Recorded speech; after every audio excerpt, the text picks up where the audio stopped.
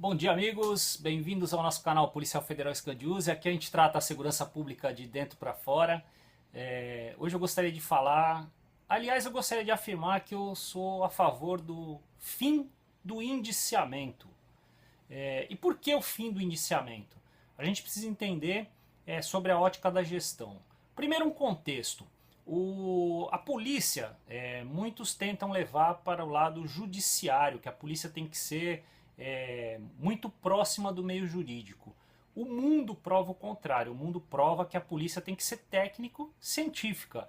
Ou seja, você tem que ter uma disciplina própria, um estudo próprio das questões policiais para que a polícia possa responder à sociedade. Eu comparo muito a polícia com o tribunal do júri. O tribunal do júri ele é um extrato da sociedade para que a sociedade julgue o seu próprio. No caso da polícia, a polícia dos entes da segurança pública, Ministério Público, Judiciário, agentes penitenciários, a polícia é a única que trabalha dentro da sociedade. Ou seja, ela, a meu ver, tem que ser o extrato dessa mesma sociedade. E a nossa sociedade ela é multidisciplinar, ela é multirracial. Então nós temos que ter policiais brancos, pretos, amarelos, azuis, de todos os tipos, de todas as raças. Temos que ter policiais de todas as formações, porque o crime ocorre em todas as áreas, formados em direito, administração, contabilidade, arte plástica, porque a polícia ela tem que vir da sociedade para poder responder à própria sociedade. Nós só vamos ter uma polícia melhor em termos de direitos humanos, em termos de elucidação de crime, se nós nos espelharmos nas polícias que dão certo no mundo. A polícia jurídica ou judiciária não existe no mundo moderno. No mundo que funciona, a polícia é multidisciplinar. Mas eu queria falar do indiciamento. E para falar do indiciamento, eu gostaria de falar sobre do indiciamento na ótica da gestão, que é a minha área de formação. Eu não sou formado em direito, eu sou formado em administração, com comércio exterior e especialização em política de segurança pública. Aí, meus amigos, sobre a ótica da gestão, a gente tem que entender o seguinte. Na gestão como um todo, o gestor, quando ele vai administrar uma determinada coisa, ele entende que a empresa macro ela é gerenciada na melhor forma, ela obtém melhores resultados quando ela consegue resolver os seus pequenos processos. Os grandes gargalos das empresas, das instituições, no serviço público isso é muito claro, está nos pequenos processos, nos pequenos entraves que diminuem, ou melhor, que aumentam o tempo das coisas e geram muitas vezes a impunidade, a falta de elucidação de crime e por aí. Vamos dar uma olhadinha no exemplo para a gente poder entender melhor. A gente já volta. Um veículo que foi furtado. Esse veículo furtado ele passa por um registro de ocorrência. Esse registro de ocorrência pode ser um registro eletrônico, que já é uma grande vantagem de não precisar ir numa delegacia. Só que até esse registro entrar no sistema, ele leva em torno de 2 horas. E aí só depois que a placa do carro ela vai ter caráter geral, que nós chamamos. Geral. Então, essas 2 horas aqui, dentro desse processo, isso é um processo. Dentro desse processo, em 2 horas o carro que foi furtado, por exemplo, aqui em Santos, ele é levado até Campinas, Santos a Campinas, e já foge do círculo de investigação local aqui, em 2 horas. Vocês concordam comigo? Se a gente eliminar essas 2 horas e esse caráter geral for imediato no sistema, esse procedimento aqui vai melhorar? Então esse é o exemplo de que a gestão pode melhorar a segurança pública. A gestão ela é administrativa e não jurídica. Bacana. Vocês viram o exemplo? Então leva 2 horas para entrar no sistema um furto de um veículo. Aconteceu comigo essa semana com o carro da minha filha. Levou 2 horas. Aí eu fiquei pensando, poxa vida, isso é um processo dentro desse modelo falido de segurança pública. Se a gente resolvesse um pequeno processo eliminando esse gargalo que existe nesse pequeno ato, a investigação seria mais próspera, a gente teria mais chance de elucidar. Santos dispõe de câmeras que leem as placas dos veículos. Só que nesse caso não pode ser usada, por quê? Porque demorou 2 horas até que o caráter geral entrasse no sistema. Vocês estão vendo? É disso que a gente fala. Mas a gente tem também um exemplo claro, no nosso modelo de investigação que termina com a condenação com a absolvição. Vamos dar uma olhada aí e a gente volta lá no final. Então, por exemplo, vamos representar aqui o crime, com a nossa fogueirinha do crime, o local do crime.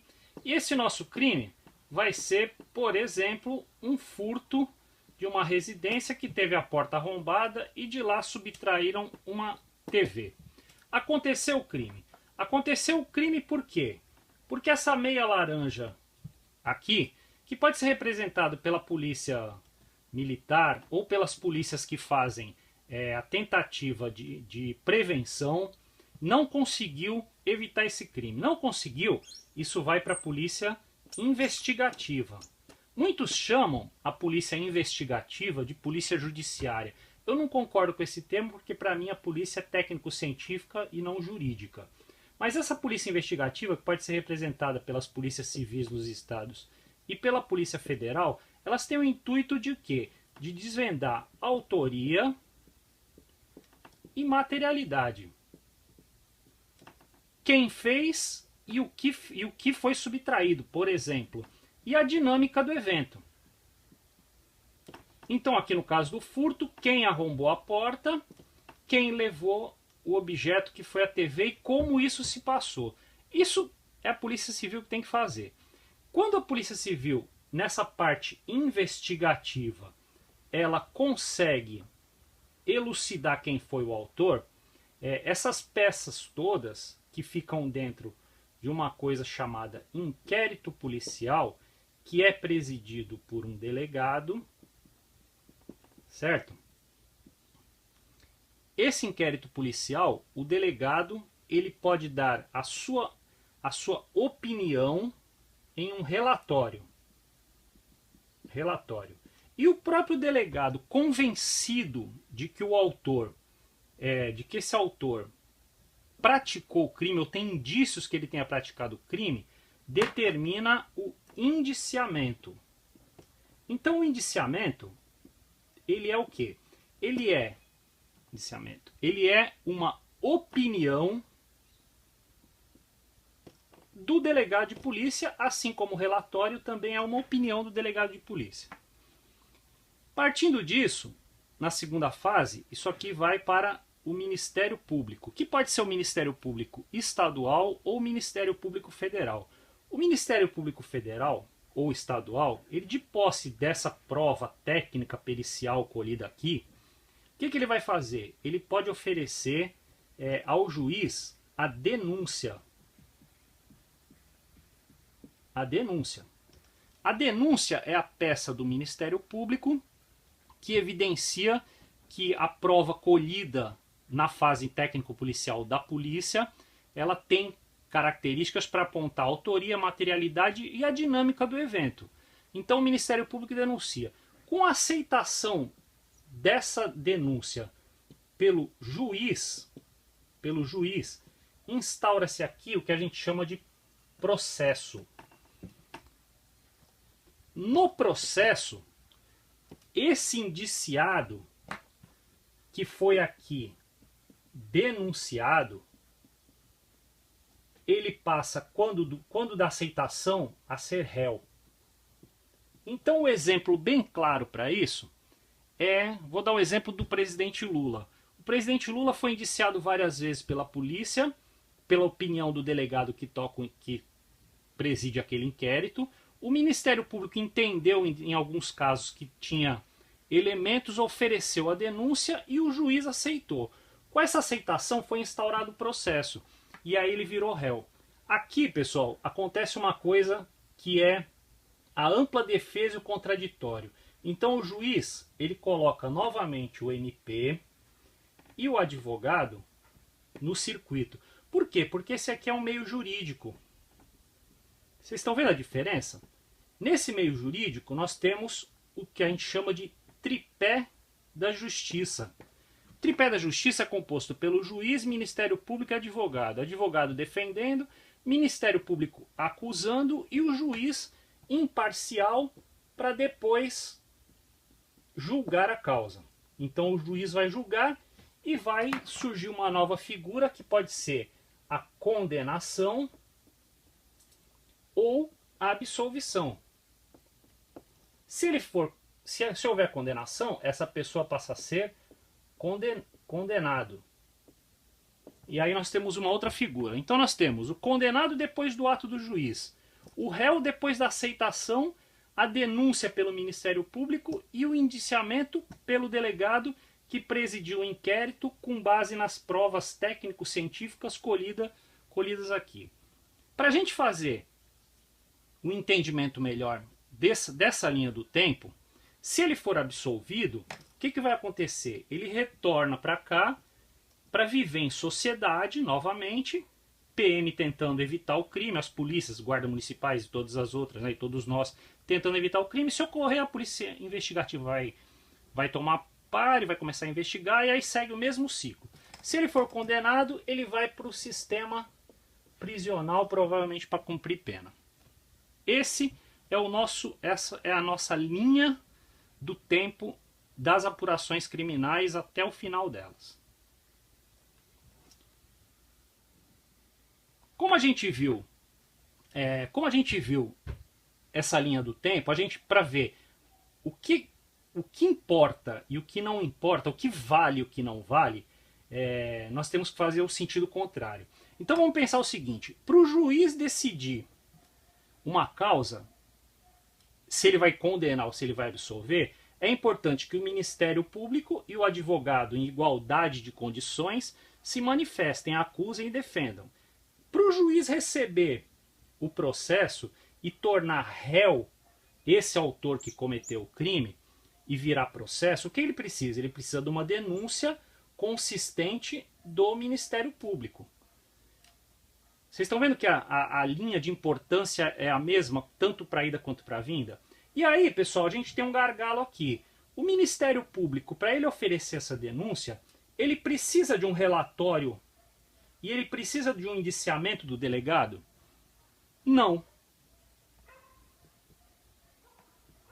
Independente do delegado indiciar ou independente de um relatório de 800 folhas, o Ministério Público é independente para pegar estas provas colhidas e transformá-las em denúncia. Olha que legal.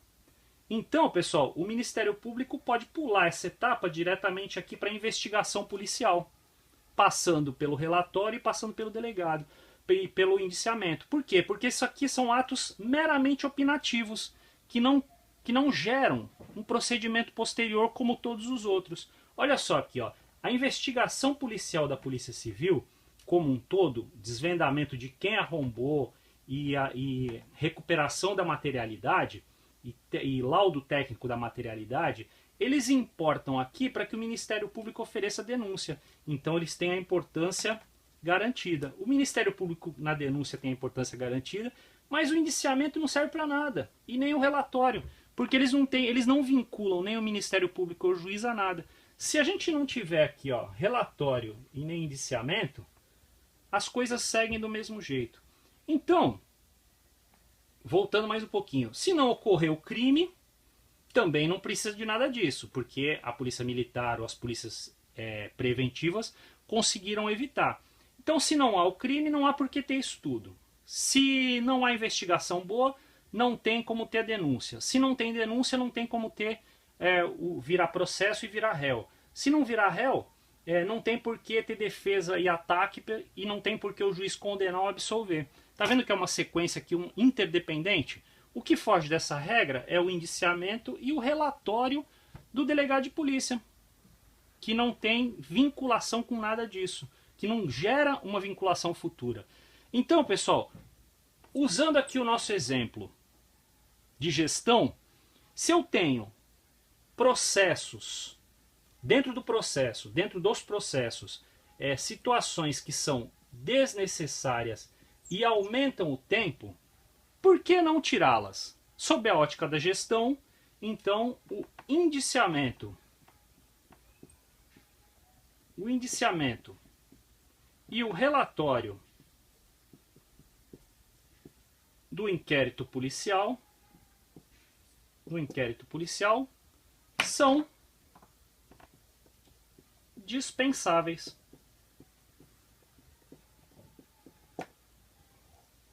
Bem claro para mim, sobre a ótica da gestão. Para encerrar, pessoal, acho que ficou claro, né? O que é dispensável tem que sair porque não serve para nada. E aí vão me criticar. Poxa vida, tá falando do indiciamento feito nas polícias, né? Poxa, é uma coisa histórica. Não, não é uma coisa histórica. É uma coisa pré-histórica. Porque o indiciamento é um modelo anterior à Revolução, anterior à Constituição de 88. Que as polícias indiciavam para marcar as pessoas. E a gente não necessita mais dessas marcas. Por quê? Porque a gente necessita de eficácia dentro das nossas investigações. Se a gente busca eficácia dentro das nossas investigações, eficiência e eficácia dentro das nossas investigações, tanto o indiciamento quanto o relatório final dos inquéritos policiais são altamente dispensáveis, até mesmo porque podem ser ouvidos quaisquer procuradores e promotores, sabem que eles vão se ater às provas técnicas dos autos, que são os laudos, que são os relatórios de investigação, ao invés do relatório final e da peça indiciamento, que na verdade não tem finalidade alguma. Grande abraço, pessoal, boa semana para todos nós e vamos em frente.